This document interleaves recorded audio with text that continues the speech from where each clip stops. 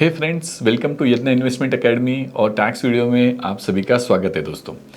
दोस्तों आज के वीडियो में हम देखने वाले हैं नॉमिनी का इम्पोर्टेंस या नॉमिनी का रोल क्या होता है।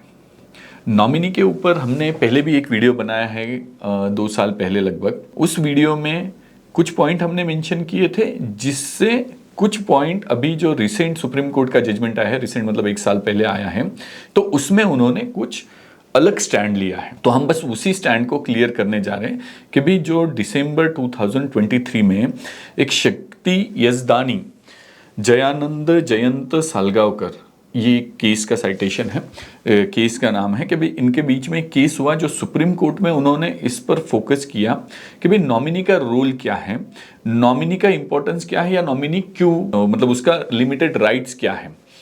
अभी तक जो हमने पहले वीडियो बनाया उसमें हमने ये मेंशन कर रखा था कि भाई कुछ कुछ एक्ट जो है, जैसे हम नॉमिनी डिक्लेयर कहाँ कहाँ करते हैं कि भाई एफडीज है, बैंक अकाउंट्स है, सिक्योरिटीज़ है, म्यूचुअल फंड्स है, अपने पोस्ट ऑफिस के स्कीम्स है, सोसाइटीज़ होंगे तो सोसाइटीज़ के प्लॉट के ऊपर होते हैं। तो जनरली जहाँ पर भी फाइनेंशियल असेट्स है वहाँ पर जनरली नॉमिनी डिक्लेयर होता है। इंश्योरेंस पॉलिसीज़ है, टर्म प्लान्स है, तो ये यहाँ पर हर जगह पे लगभग नॉमिनी जो होते हैं वो डिक्लेयर करना अभी तो मैंडेटरी भी है।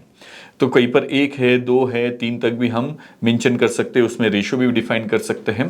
तो नॉमिनी के रिलेटेड उनका रोल कितना है या उनके राइट्स क्या है, उसके ऊपर इस जजमेंट में फोकस किया है और उन्होंने उसके कुछ पॉइंट्स क्लैरिफाई किए। तो चलिए दोस्तों वीडियो के साथ आगे चलते हैं।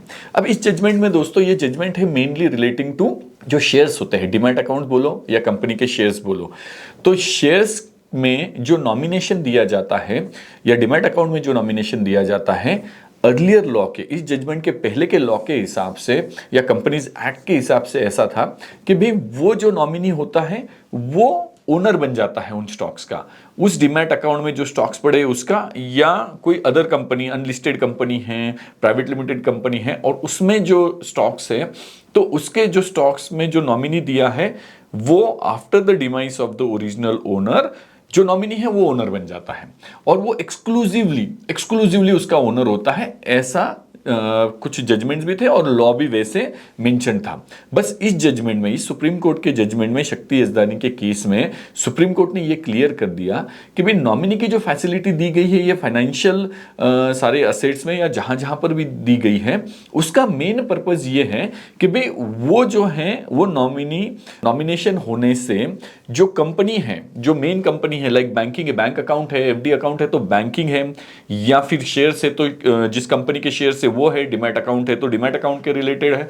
तो ये कंपनी जो है मेन, उनको सक्सेशन लॉ के हिसाब से या लीगल हेयर कौन है इसके चक्कर में नहीं जाकर उन्होंने उनके बिजनेस को संभालना चाहिए, उनका बिजनेस हैम्पर ना हो कि भाई कौन लीगल हेयर है उसको जज करते बैठे, उसको फाइंड करते बैठे, ये किसको सही को जा रहा है कि गलत को जा रहा है, या फिर बाद में कोई आके उनके ऊपर केस कर दे कि तुमने इसको कैसे ट्रांसफर किया, लीगल हेयर तो मैं हूं।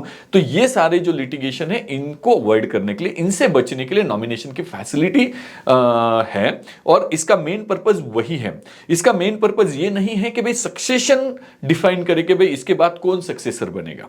तो ये इस जजमेंट में बहुत क्लियरली सुप्रीम कोर्ट ने मेंशन किया कि भाई जब स्टॉक्स में मैक्सिमम जगह पर, जहां पर भी बैंक अकाउंट है, एफडीज है, पोस्ट ऑफिस स्कीम्स है, तो ज्यादातर जगह पर जो नॉमिनी होता है वो कस्टोडियन ही होता है, वो लीगल ओनर नहीं होता है। बस वो ये मेंशन किया गया है कि भाई who will hold the assets in case of demise of a person, मतलब जो पर्सन है, जो एक्स पर्सन है, उसके डिमाइस के बाद में who will hold the asset, बस इतना ही उसका रोल होता है। उसके बाद में उसका ये क्या है, ऑब्लिगेशन ये है, जो नॉमिनी होता है वो एज अ ट्रस्टी एक्ट करता है और वो एज अ ट्रस्टी ये असेट्स जो है लीगल हेयर को प्रॉपरली पास ऑन करेगा। Now it is his responsibility. अब बैंक को कुछ लेना देना नहीं है, सो लॉन्ग एज उन्होंने, बैंक ने जब उनकी एफडी और सेविंग अकाउंट का बैलेंस नॉमिनी को ट्रांसफर कर दिया तो बैंक अपना बिजनेस करने के लिए फ्री है, बैंक अपनी रिस्पॉन्सिबिलिटी से फ्री हो गई। अब नॉमिनी की जिम्मेदारी है कि भाई वो उसको लीगल हेयर को दे दे। मतलब legal heir has always right to claim their properties from the nominee. तो ये हर जगह पे चलता नहीं था। ये जो शेयर्स है कंपनीज एक्ट में, उसमें कुछ ओवरराइडिंग प्रोविजंस दे रखे थे, इसकी वजह से वहां पे कंफ्यूजन था। इंश्योरेंस एक्ट में भी कुछ एक्सक्लूजन दे रखे थे, उसकी वजह से भी था। था कि भाई इंश्योरेंस में जो नॉमिनी दिया गया है लाइफ इंश्योरेंस में वो उसका ओनर बन जाएगा, या फिर जो शेयर्स में जो दिया है वो उसका ओनर बन जाएगा। बट इस लॉ के बाद में गवर्नमेंट ने ये क्लियर कर दिया कि भाई नॉमिनी का रोल क्या है। नॉमिनी इसलिए नहीं है कि भाई किसी को कोई सक्सेशन लॉ डिफाइन करना है, या कोई नया कौन सक्सेसर बनेगा ये डिफाइन करना नहीं है। नॉमिनी का रोल ये है कि भाई जो कंपनीज हैं उनको इस लिटिगेशन में नहीं जाना, कंपनी अपना बिजनेस स्मूथली कर सके। इंश्योरेंस कंपनी बोलो, बैंकिंग कंपनी बोलो, जो भी कंपनी है, उन्होंने सो लॉन्ग एज उन्होंने प्रॉपरली नॉमिनी को सब हैंड ओवर कर दिया है तो वो अपने रिस्पॉन्सिबिलिटी से फ्री हो गए। अब जो नॉमिनी है उसका रोल कस्टोडियन के जैसा ही रहेगा, उसने वो असेट जो लीगल हेयर है उनको देना चाहिए। At the same time government ने ये भी बोला, सुप्रीम कोर्ट ने ये भी बोला कि भाई जहां पे सक्सेशन लॉ डिफाइंड है, इंडियन सक्सेशन एक्ट बोलो या हिंदू सक्सेशन एक्ट बोलो, यहां पे सक्सेशन लॉ है जिसके अकॉर्डिंगली प्रॉपर्टीज डिवॉल्व होने हैं, तो फिर उसका क्या मीनिंग रहेगा। तो इसीलिए उन्होंने वहां पर उसके ओवरराइडिंग प्रोविजन कंपनीज एक्ट नहीं बना सकता, या कंपनीज एक्ट में जो प्रोविजन है वो उसको ओवरराइड नहीं कर सकती। ये जजमेंट दे दिया कि भाई सक्सेशन लॉ के हिसाब से जो लीगल हेयर होंगे वो बनेंगे। अगर मैंने विल लिख दी है तो मेरे विल में जिसको देना लिखा है मैंने वो शेयर्स, डीमैट अकाउंट या स्टॉक्स, तो वो उसी को जाएंगे। वो सिर्फ नॉमिनी का नाम लिख देने से नॉमिनी को नहीं जाएंगे। Nominee will be custodian, nominee will be the trustee, वो उनके बिहाफ पे होल्ड करेगा और प्रॉपरली जो भी विल में दिया है तो विल के हिसाब से एग्जीक्यूट कर देगा, या विल में नहीं है तो जो लीगल हेयर है उसके हिसाब से वो एग्जीक्यूट कर देगा।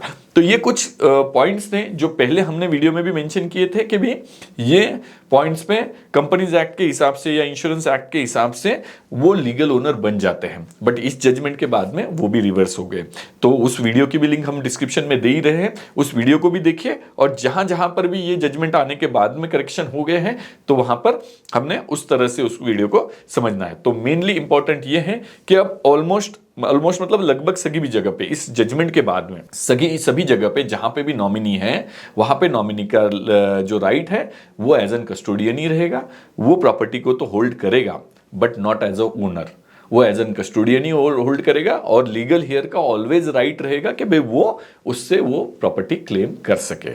तो होप दोस्तों नॉमिनी के ऊपर ये वीडियो आपको अच्छा लगेगा और आपको इन्फॉर्मेटिव लगेगा। अगर आपको अच्छा लगा है तो लाइक शेयर सब्सक्राइब करना मत भूलिए। थैंक यू दोस्तों।